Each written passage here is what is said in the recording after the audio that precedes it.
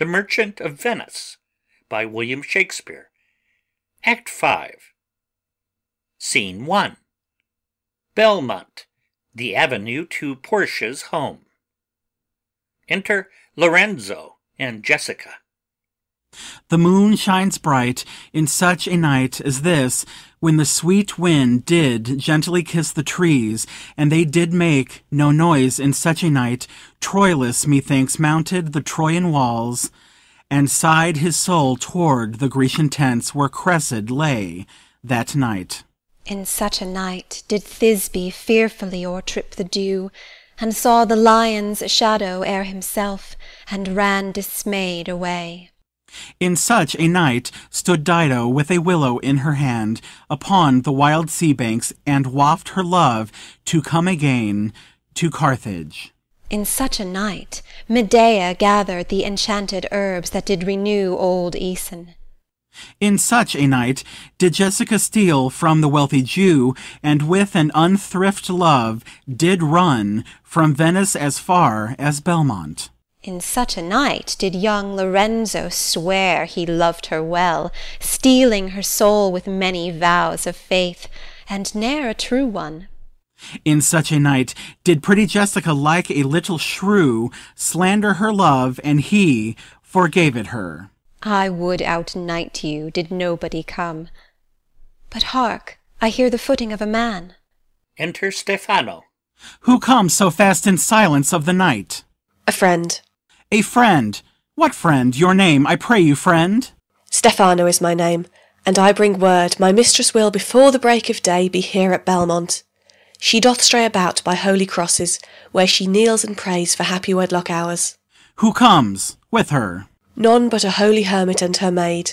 I pray you, is my master yet returned? He is not, nor we have not heard from him.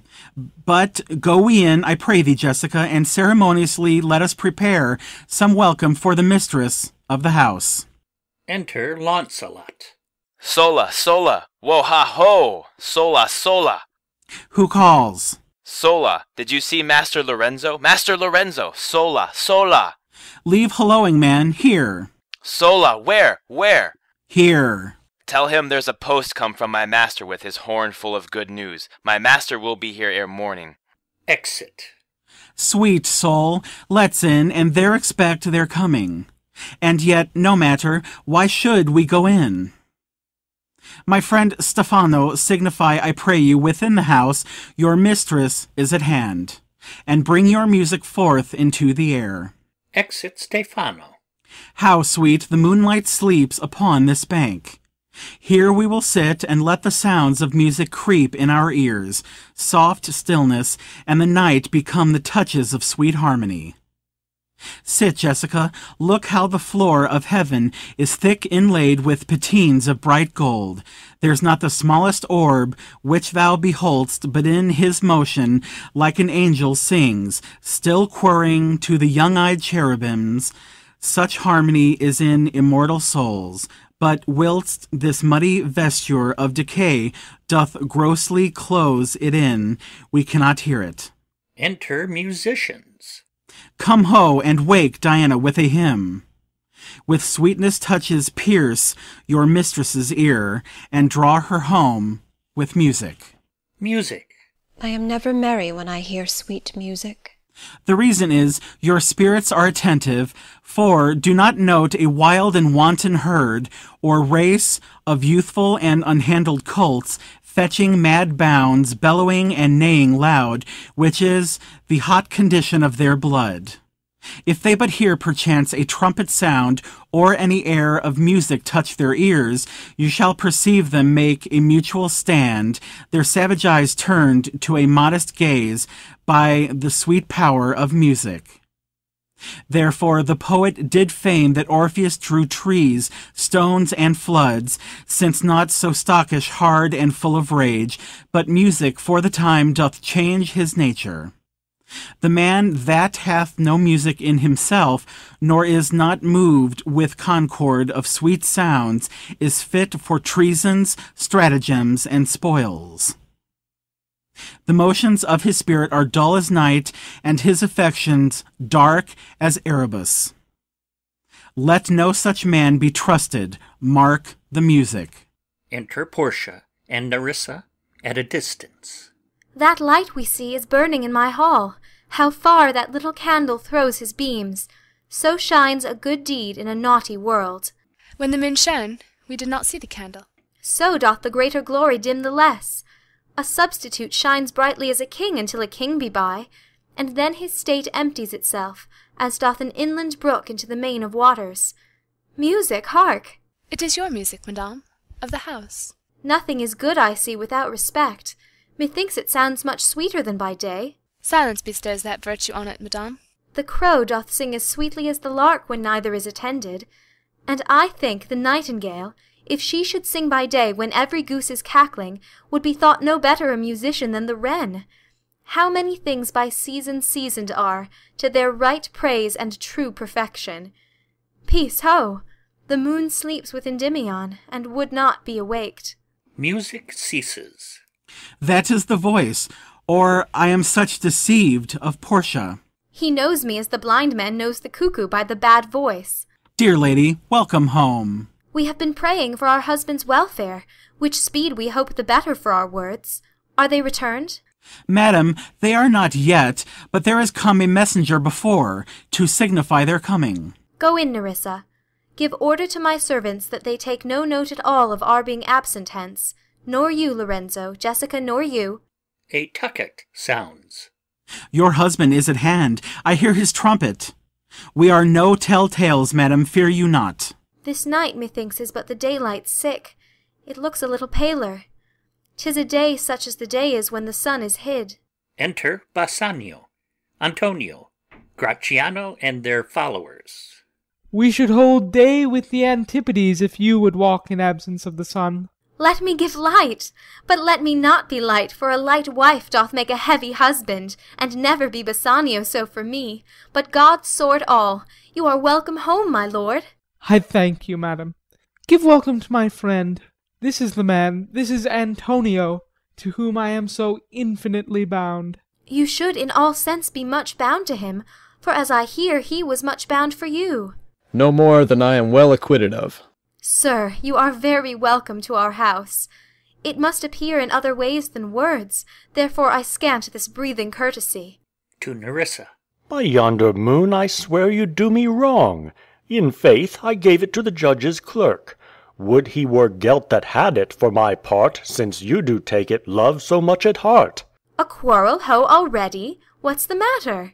About a hoop of gold, a paltry ring that she did give me, whose posy was for all the world like Cutler's poetry upon a knife, love me and leave me not. What talk you of the posy or the value? You swore to me when I did give it to you that you would wear it till your hour of death, and that it should lie with you in your grave. Though not for me, yet for your vehement oaths, you should have been respective and have kept it. Gave it to judge's clerk. No, God's my judge, the clerk will ne'er wear hair on's face that had it. He will, and if he live to be a man. Ay, if a woman live to be a man. Now, by this hand, I gave it to a youth, a kind of boy, a little scrubbed boy no higher than thyself, the judge's clerk, a prating boy that begged it as a fee. I could not for my heart deny it him. You were to blame, I must be plain with you, to part so slightly with your wife's first gift. A thing stuck on with oaths upon your finger, and so riveted with faith unto your flesh. I gave my love a ring, and made him swear never to part with it, and here he stands. I dare be sworn for him he would not leave it, nor pluck it from his finger for the wealth that the world masters. Now in faith, Gratiano, you give your wife too unkind a cause of grief, and 'twere to me I should be mad at it. Aside. Why, I were best to cut my left hand off, and swear I lost the ring defending it. My lord Bassanio gave his ring away unto the judge that begged it, and indeed deserved it too. And then the boy, his clerk, that took some pains in writing, he begged mine, and neither man nor master would take aught but the 2 rings. What ring gave you, my lord? Not that, I hope, which you received of me. If I could add a lie unto a fault, I would deny it. But you see my finger hath not the ring upon it. It is gone. Even so void is your false heart of truth. By heaven, I will ne'er come in your bed until I see the ring. Nor I in yours, till I again see mine. Sweet Portia, if you did know to whom I gave the ring, if you did know for whom I gave the ring, and would conceive for what I gave the ring, and how unwillingly I left the ring, when naught would be accepted but the ring, you would abate the strength of your displeasure. If you had known the virtue of the ring, or half her worthiness that gave the ring, or your own honour to contain the ring, you would not then have parted with the ring. What man is there so much unreasonable, if you had pleased to have defended it with any terms of zeal, wanted the modesty to urge the thing held as a ceremony? Nerissa teaches me what to believe. I'll die for it, but some woman had the ring. No, by my honour, madam, by my soul, no woman had it, but a civil doctor, which did refuse 3,000 ducats of me, and begged the ring. The which I did deny him, and suffered him to go displeased away, even he that had held the life of my dear friend. What should I say, sweet lady? I was enforced to send it after him. I was beset with shame and courtesy. My honour would not let ingratitude so much besmear it. Pardon me, good lady, for by these blessed candles of the night, had you been there, I think you would have begged the ring of me to give the worthy doctor. Let not that doctor e'er come near my house, since he hath got the jewel that I loved, and that which you did swear to keep from me. I will become as liberal as you. I'll not deny him anything I have, no, not my body, nor my husband's bed. Know him I shall, I am well sure of it. Lie not a night from home, watch me like Argus. If you do not, if I be left alone, now by mine honour which is yet mine own, I'll have that doctor for mine bedfellow. And I his clerk. Therefore be it well advised how you do leave me to my own protection. Well, do you so. Let me not take him then, for if I do, I'll mar the young clerk's pen. I am the unhappy subject of these quarrels. Sir, grieve not you. You are welcome notwithstanding. Portia, forgive me this enforced wrong. And in the hearing of these many friends, I swear to thee, even by thine own fair eyes, wherein I see myself. Mark you but that. In both my eyes he doubly sees himself, in each eye one. Swear by your double self, and there's an oath of credit. Nay, but hear me. Pardon this fault, and by my soul I swear I never more will break an oath with thee. I once did lend my body for his wealth, which, but for him that had your husband's ring, had quite miscarried. I dare be bound again, my soul upon the forfeit, that your lord will never more break faith advisedly. Then you shall be his surety. Give him this, and bid him keep it better than the other. Here, Lord Bassanio, swear to keep this ring.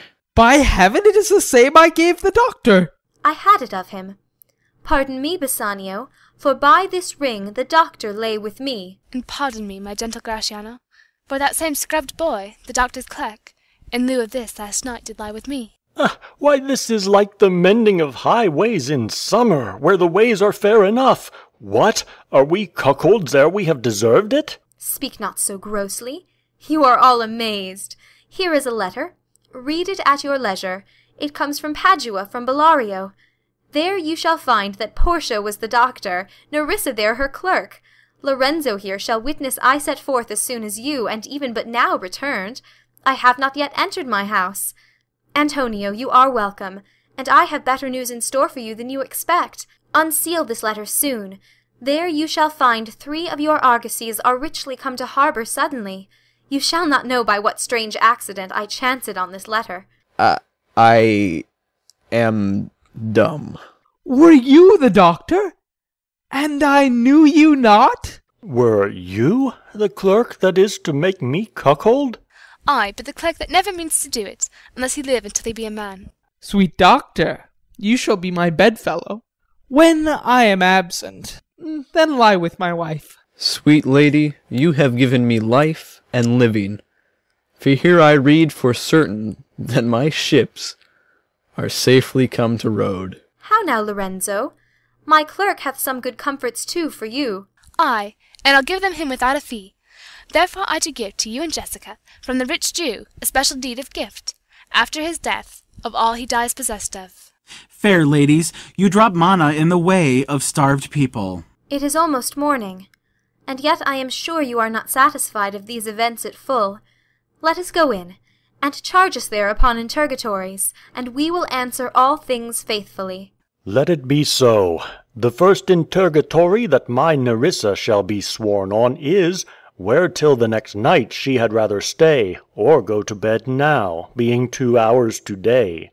But were the day come, I should wish it dark, till I were couching with the doctor's clerk. Well, while I live, I'll fear no other thing so sore as keeping safe Nerissa's ring. Exeunt. End of Act 5, and end of The Merchant of Venice by William Shakespeare.